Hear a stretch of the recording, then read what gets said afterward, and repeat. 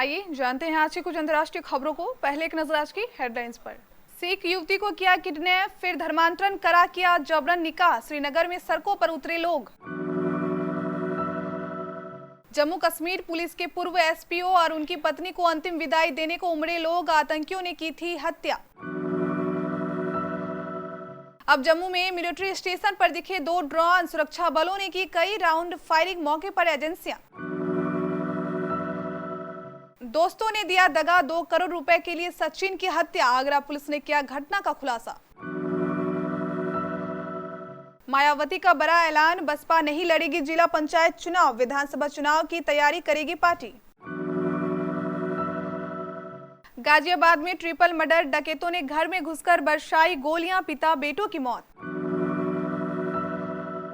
69,000 शिक्षक भर्ती, आज से तीसरी काउंसलिंग, अस्पताल में भर्ती या गर्भवती महिलाओं की मांगी सूचना। चिंता, कोविडशील्ड को वैक्सीन पासपोर्ट की मान्यता नहीं, यह टीका लगवाने वाले नहीं जा सकेंगे यूरोप।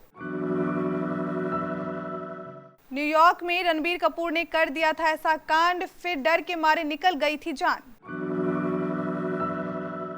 वेस्टइंडीज के T20 क्रिकेट के धुरंधरों से साउथ अफ्रीका ने किया हिसाब बराबर। जम्मू कश्मीर के श्रीनगर में एक सिख युवती के अपहरण और जबरन धर्मांतरण कराकर निकाह कराने के मामले से लोगों में आक्रोश है।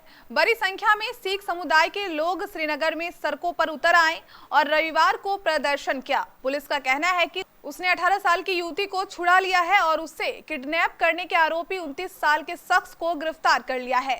लड़की को अब उसके परिजनों के हवाले कर दिया गया है। श्रीनगर पुलिस के एसपी मुसाबिर हुसैन ने कहा, लड़की को बचाया गया और फिर कोर्ट में पेश किया गया। इसके बाद से उसे उसके परिवार को सौंप दिया गया है। जम्मू कश्मीर के एयरफोर्स स्टेशन पर ड्रोन से विस्फोट के बाद कश्मीर के पुलवामा जिले में रविवार को आतंकवादियों ने जम्मू कश्मीर पुलिस के पूर्व एसपीओ और उनकी पत्नी की पुलवामा के हरिपरी गांव में उनके घर पर हत्या कर दी गई थी। सोमवार को दोनों को अंतिम विदाई देने के लिए लोगों की भीड़ उमड़ पड़ी। इसकी कई तस्वीरें भी सामने आई। कश्मीर जोन पुलिस ने बताया कि अवंतीपोरा के हरिपरी गांव के एसपीओ फैयाज अहमद के घर में घुसकर आतंकियों ने अंधाधुंध फायरिंग की। इस आतंकी घटना में उन्हें फैयाज अहमद, उनकी पत्नी और बेटी के साथ गंभीर चोटें आई। पुलवामा के अवंतीपोरा में एक अस्पताल में तीनों को भर्ती कराया गया, जहां पूर्व एसपीओ और पत्नी ने दम तोड़ दिया। वहीं उसकी बेटी का अस्पताल में इलाज चल रहा है। इलाके की घेराबंदी कर दी गई है और आतंकियों की तलाश जारी है।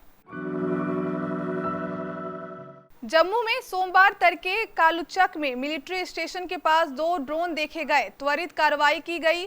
ड्रोन को निशाना बनाते हुए कई फायरिंग की गई, लेकिन लक्ष्य चूक गया। सेना इलाके को घेरकर तलाशी अभियान चला रही है, लेकिन अभी तक कोई बरामदगी नहीं हुई है। सुरक्षा एजेंसियां मौके पर हैं। इस घटना के बाद जम्मू कश्मीर राष्ट्रीय राजमार्ग पर भी तलाशी अभियान चलाया जा रहा है।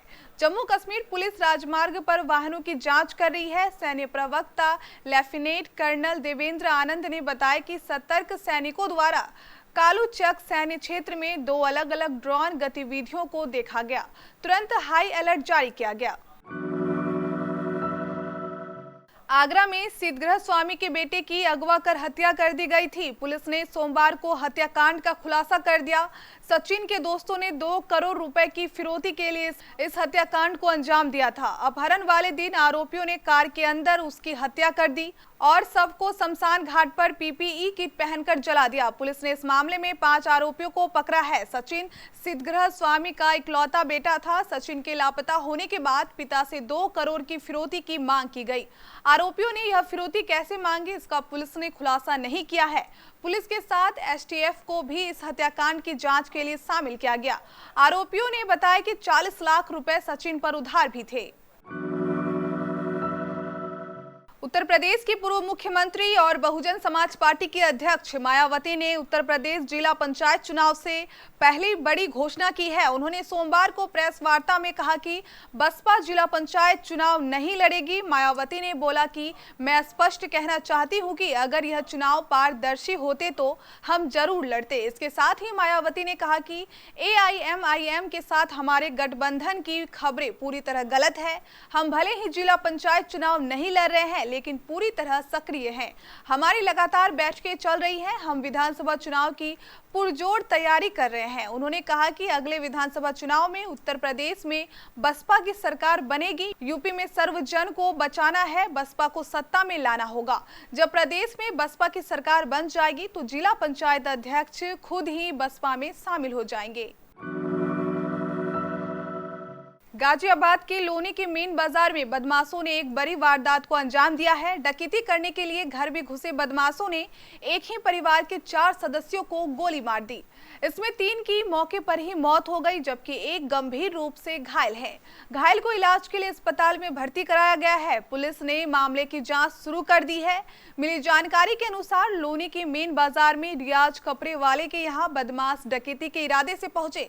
इस दौरान उन्होंने 70 साल के रईस उद्दीन, उनके 30 के बेटे अजहर और 28 साल के बेटे इमरान की गोली मारकर हत्या कर दी।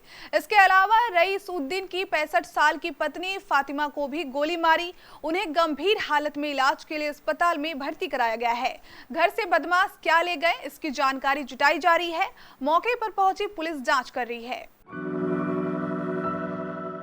परिषद प्राथमिक स्कूलों में 69,000 सहायक अध्यापक भर्ती की तीसरी सूची में चयनित अभ्यर्थियों की काउंसलिंग जिलों में सोमवार से शुरू होगी। सचिव बेसिक शिक्षा परिषद प्रताप सिंह बघेल ने सभी बीएसए को काउंसलिंग के संबंध में निर्देश भेज दिए हैं। आवंटन सूची में शामिल गर्भवती महिला या अस्पताल में भर्ती अभ्यर्थियों के संबंध में सूचना मिलने पर बीएसए सचिव को अवगत कराएंगे। वेबसाइट पर प्रकाशित सूची और परिषद की ओर से एनआईसी से प्राप्त एक्सेल सीट में नाम होने पर ही अभ्यर्थी काउंसलिंग में शामिल हो सकेंगे। देश में कोरोना संक्रमण पर काबू पाने के लिए तेजी से कोविड टीकाकरण अभियान चलाया जा रहा है। देश में फिलहाल अधिकतर लोगों को कोविशील्ड वैक्सीन दी जा रही है, लेकिन इससे जुड़ी एक खबर ने विदेश जाने की तैयारी करने वाले यात्रियों की चिंता बढ़ा दी है।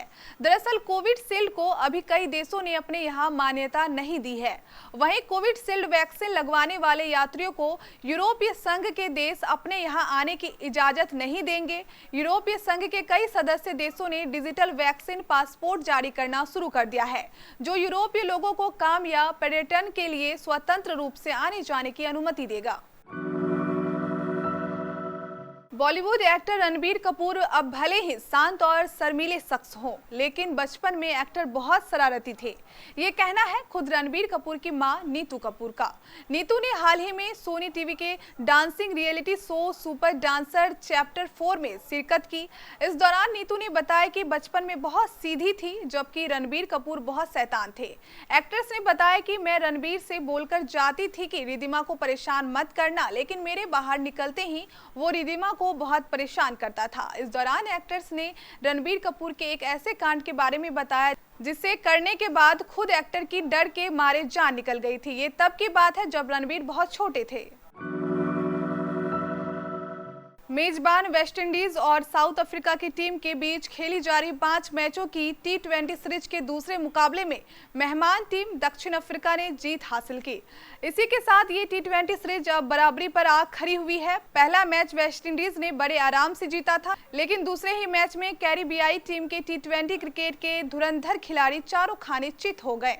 इस मुकाबले में भी वेस्टइंडीज टीम के कप्तान कीरोन पोलार्ड ने टॉस जीतकर गेंदबाजी चुनी थी और साउथ अफ्रीका को फिर से 166 रन पर रोक लगा दिया था।